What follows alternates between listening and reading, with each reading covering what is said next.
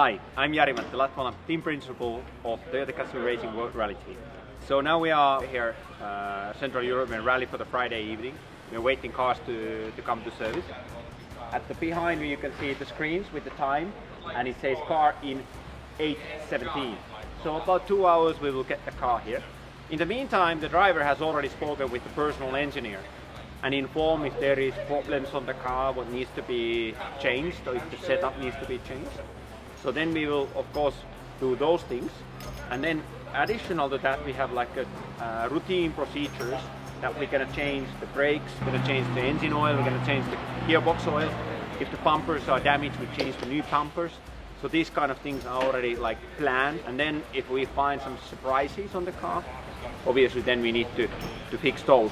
So we have the time for the car to service is 45 minutes. On the car itself there is a kit of the tools which you can use, but it's limited for sure. If you have problems, the driver crew can use those. But then when you come here in the service, yeah, you can see the boxes, there are all the tools. But we don't have things visible here, because then this is full of spare parts. So all the spare parts are there is more at the back side. So we can change here in this service, we can change everything else except the chassis of the car and the engine. We can change the body panels, we can change the wire looms, we can change the gearbox, rear diff, all the suspension parts, brakes, everything else. So basically body shell and the engine is the only things we can't change in the service. In 2023 in Monte Carlo Rally, we had a problem with the gearbox of Sebastian Ogier. We managed to change the gearbox in 13 minutes, 1-3.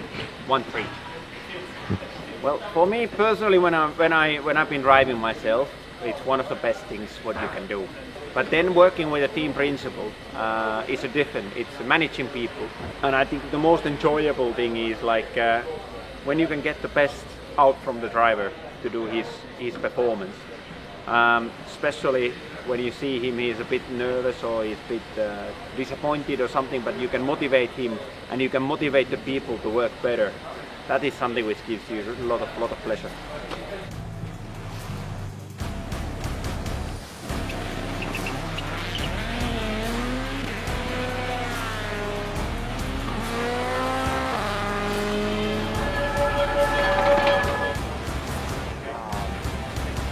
Alors, je m'appelle Dimitri Demort, je suis mécano-technicien suspension dans l'équipe depuis 8 ans. Je fais tous les rallyes, tous les tests de l'atelier, 250 jours de déplacement par an, et me voilà avec vous aujourd'hui. Du coup, ici c'est notre parc d'assistance, c'est ici où on va s'occuper des voitures. À savoir qu'en rallye, on n'a pas le droit d'intervenir sur les voitures entre les spéciales. C'est obligatoirement ici à l'assistance ou exceptionnellement dans des zones dédiées comme ce rallye. C'était pas arrivé depuis un certain nombre d'années d'avoir en fait ce qu'ils appellent des remote services. Donc c'est des assistances à l'extérieur du parc d'assistance proprement dit. Donc là, les 2 jours précédents, on était en République tchèque.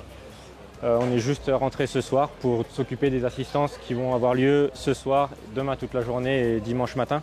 Comme vous voyez ici, en fait, c'est réparti selon le nombre de voitures qu'on a. Donc ici, 4 voitures, 4 baies, 4 équipes de mécaniciens, 4 ingénieurs, 4 systémistes, 4 mécaniciens moteurs, et chacun s'occupe d'une voiture précise.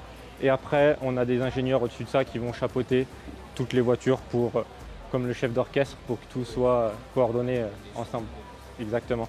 Du coup, les assistances, nous, on a un temps donné pour intervenir sur les voitures. Généralement, sur tout le championnat, c'est à peu près pareil. Le matin, 15 minutes, le midi, 30 minutes, et le soir, 45 minutes en flexi-service. Ce qui veut dire qu'on a le droit, on a 4 heures pour intervenir sur les voitures. On aura 45 minutes pour travailler dessus, mais dans ces 4 heures ou 2 heures, ça nous permet de travailler sur une voiture après l'autre et pas les 4 en même temps, comme l'assistance du matin ou l'assistance du midi. Vous allez voir que les mécaniciens, ils ont des brassards orange autour du bras. On est limité à un certain nombre de mécanos. C'est 12 mécanos pour 3 voitures officielles, sachant que la voiture de Samy, elle n'est pas inscrite au constructeur. Donc là, on fait ce qu'on veut avec elle, entre guillemets. En tout cas, sur le nombre de personnels qui ont le droit d'intervenir sur la voiture, on fait ce qu'on veut. Pour les 3 autres qui sont au constructeur, donc Takamoto, Seb et Elfine, on est obligé de se répartir en fait les tâches, parce que ces 12 mécaniciens doivent se répartir les tâches sur ces 3 voitures et pas un de plus, quoi.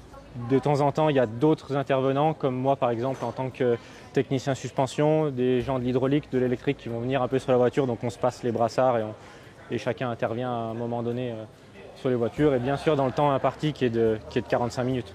Voilà, si on fait 45 minutes, c'est une minute de retard, c'est un temps forfaiteur pour le pilote derrière, donc généralement ça ne chôme pas. Alors sur des rallyes asphalte, en théorie, la plupart du temps, on a largement le temps de faire tout ce qu'on veut dessus. Parfois sur des rallyes terre un peu cassants, le Kenya par exemple, le Mexique, où il y a un peu plus de boulot sur les voitures, ça arrive qu'on soit un peu limite au niveau du temps.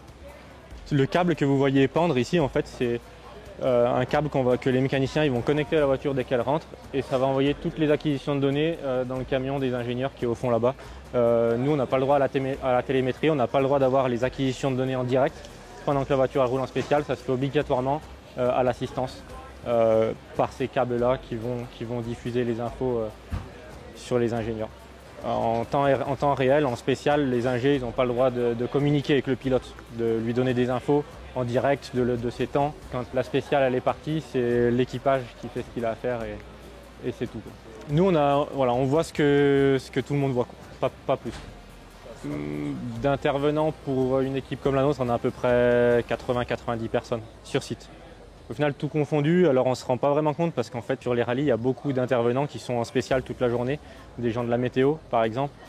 Ici, sur un rallye asphalte, il y a les ouvreurs qui vont passer dans la spéciale avant les pilotes pour informer l'équipage de l'état de la route. Donc tout de suite, ça fait du personnel en plus.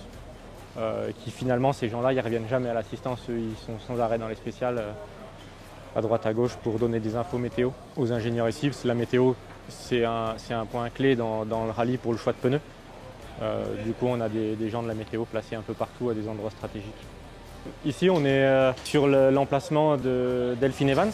Ici, vous allez avoir tout ce qui est équipement des mécaniciens et des intervenants sur la voiture pour Delphine. En général, on se répartit les tâches d'une certaine manière. C'est toujours le même mécanicien qui est au même coin de la voiture. Donc, en gros, on dit un mécanicien par roue.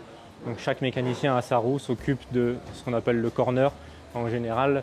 Donc en gros tout ce qui va tourner autour de la roue, et puis après quand il faut faire d'autres interventions sur la boîte de vitesse, sur le différentiel, sur tout ce qu'il peut y avoir à l'intérieur, à l'extérieur de la voiture en cas d'accident, ils savent se répartir les tâches. Donc chacun a sa caisse à outils.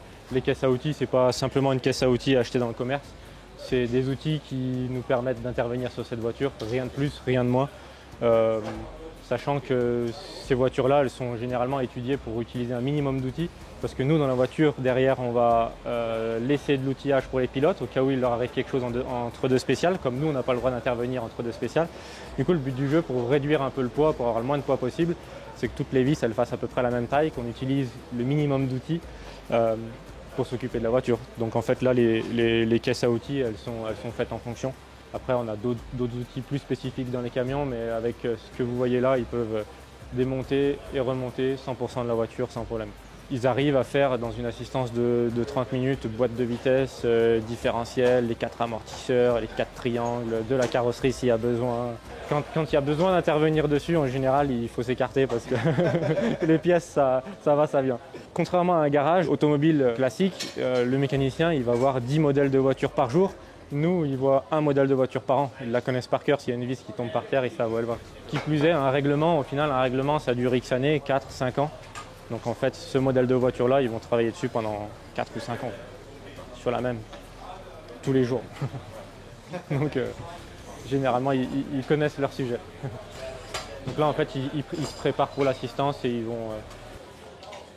ils vont recevoir les infos des ingés et de tout le monde pour savoir ce qu'il y a à faire pendant l'assistance.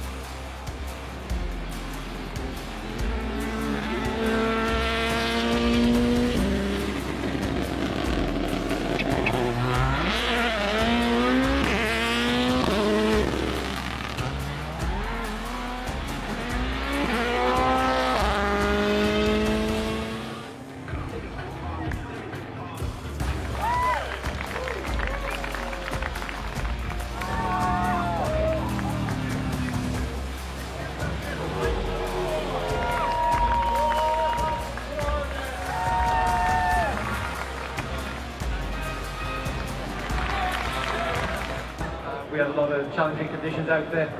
Overall, from my side, some good bits, some not so good bits. At the end of it, we come up with quite good points. Of course, the manufacturer's title is still alive for us, so at least we can go to Japan in a fighting mood, let's say, and give it all. Yeah.